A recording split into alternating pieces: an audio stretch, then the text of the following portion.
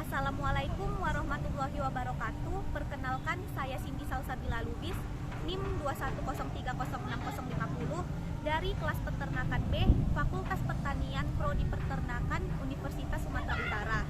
Di sini saya akan menjelaskan tentang praktikum anatomi dan fisiologi ternak dengan judul Anatomi dan Sistem Pencernaan Ternak Ruminansia dengan dosen pengampu Ibu Tati Widianasari, SPT MP. Baik, sebelumnya saya akan menjelaskan apa itu hewan ruminansia. Hewan ruminansia adalah kelompok hewan mamalia yang biasa memamah atau memakan makanannya dua kali, atau dikenal sebagai hewan memamah biak. Hewan ruminansia dalam sekumpulan hewan pemakan tumbuhan yang mencerna makanannya dengan dua langkah. Yang pertama, dengan menelan bahan mentah. Kemudian yang kedua, mengeluarkan makanannya yang setelah dicerna dari perutnya dan mengunyahnya kembali. Contoh dari hewan ruminansia yaitu sapi, kerbau, kambing, domba, rusa.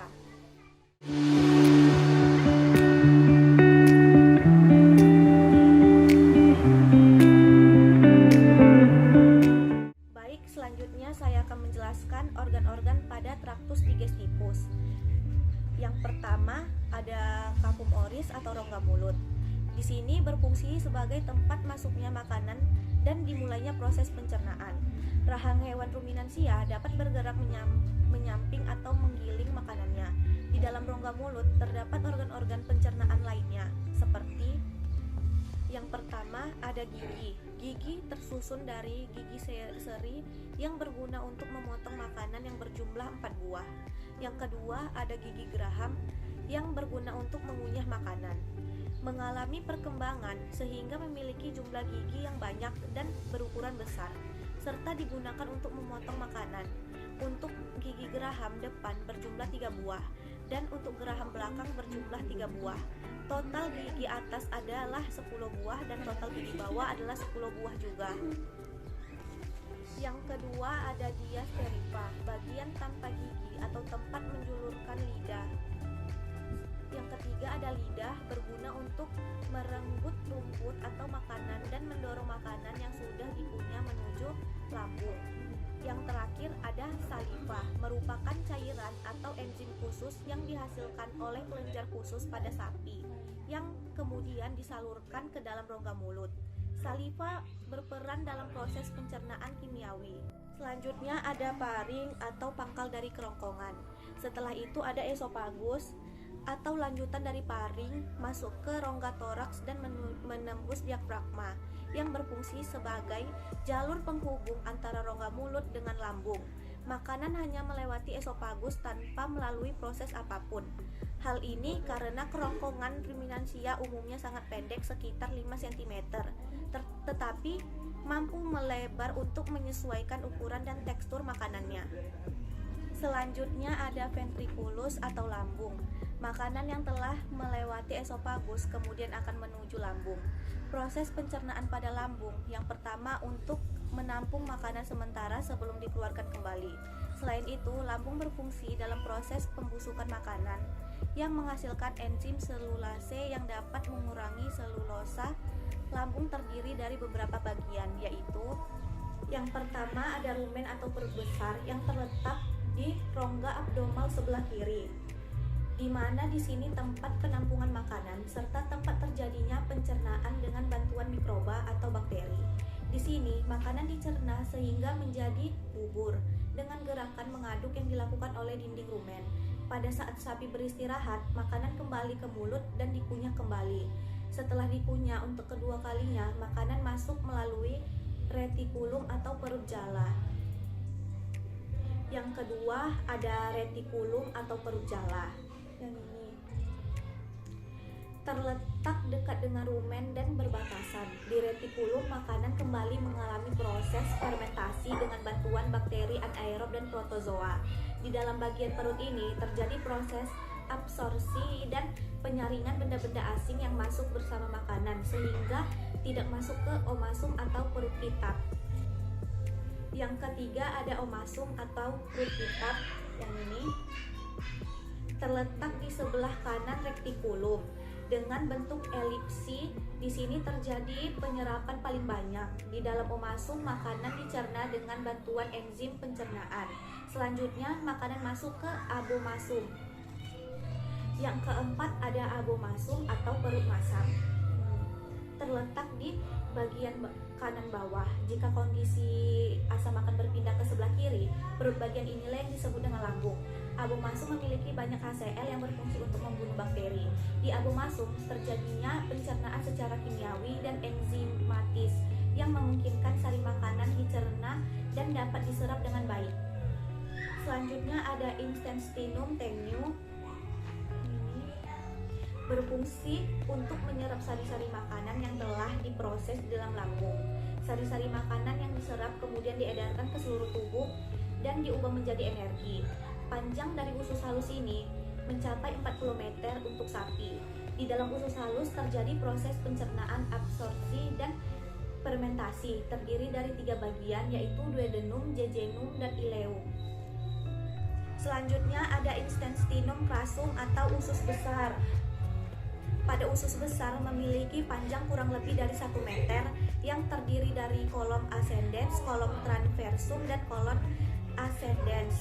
Di antara usus halus dan usus besar terdapat juga yang disebut dengan usus buntu atau sekum. Pada bagian sekum terdapat benjolan kecil yang disebut appendix yang berisi sel darah putih yang berperan sebagai imunitas. Fungsi usus besar digunakan untuk proses penyerapan air, melakukan penyerapan berbagai jenis vitamin, mengurangi keasaman, dan mencegah terjadinya infeksi. Selanjutnya ada rektrum, adalah bagian akhir dari usus besar. Bagian ini feses tersimpan sebelum akan dikeluarkan melalui anus. Bagian rektrum dilapisi oleh mukosa dan juga pembuluh darah. Di sini juga terjadi pengontrolan otot sehingga feses segera dikeluarkan melalui anus. Yang terakhir itu ada anus. Anus itu adalah tempat pembuangan sisa atau ampas makanan.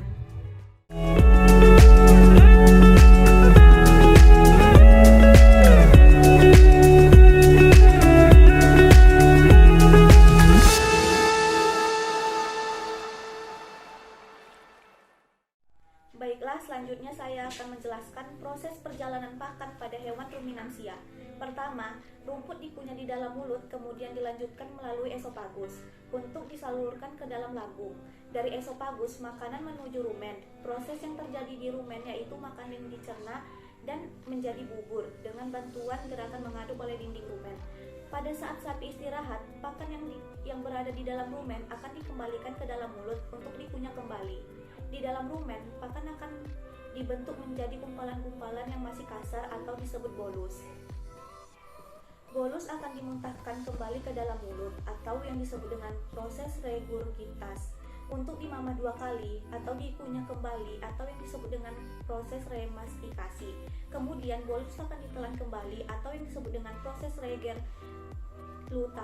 Selanjutnya bolus tersebut dicerna lagi oleh enzim-enzim mikroba rumen dan namanya akan berubah menjadi digesta.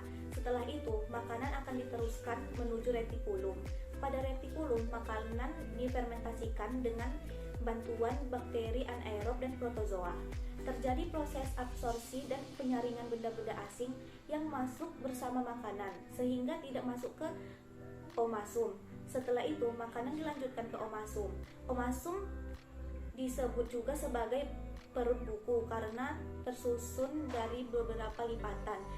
Omasum terdiri dari 100 lembar. Pada omasum juga menghasilkan anomia dan mungkin asam lemak terbang. Setelah itu, makanan dilanjutkan ke abomasum. Pada abomasum, makanan dicerna dengan bantuan enzim pencernaan. Pepsin yang dihasilkan oleh abomasum setelah makanan dicerna di abomasum, makanan akan dilanjutkan ke usus halus. Usus halus pada sapi panjangnya kurang lebih 40 meter. Pada usus halus terjadi proses absorpsi dan fermentasi.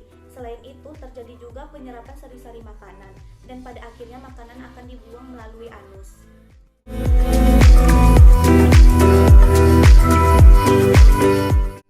Baik, selanjutnya saya akan menjelaskan tentang fungsi dari rumen, retikulum, omasum, abomasum, dan intestinum tenue. Yang pertama ada rumen. Rumen Rumen berfungsi untuk tempat penyimpanan sementara makanan yang telah ditelan. Yang kedua ada retikulum atau yang ini. Retikulum berfungsi sebagai tempat penambahan enzim-enzim sehingga makanan berubah menjadi kumpalan-kumpalan kasar atau yang disebut bolus.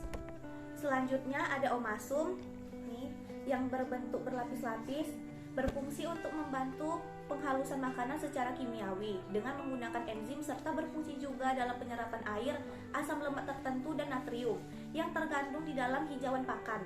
Selanjutnya ada abomasum. Abomasum yang ini. Abomasum berfungsi sebagai tempat terjadinya fermentasi selulosa dengan bantuan bakteri. Yang terakhir ada Instantinum tenue atau yang ini. Instantinum tenue berfungsi sebagai penyerapan sari-sari makanan yang telah diproses di dalam lambung, yang kemudian ditelan untuk ke seluruh tubuh dan diubah menjadi energi.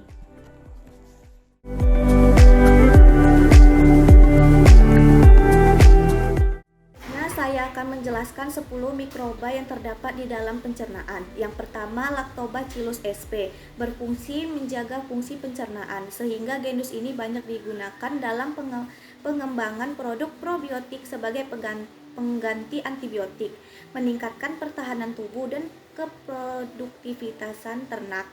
Yang kedua ada Streptococcus, berfungsi sebagai meredakan gejala intoleransi laktosa, menurunkan asam lambung serta gangguan pencernaan lainnya.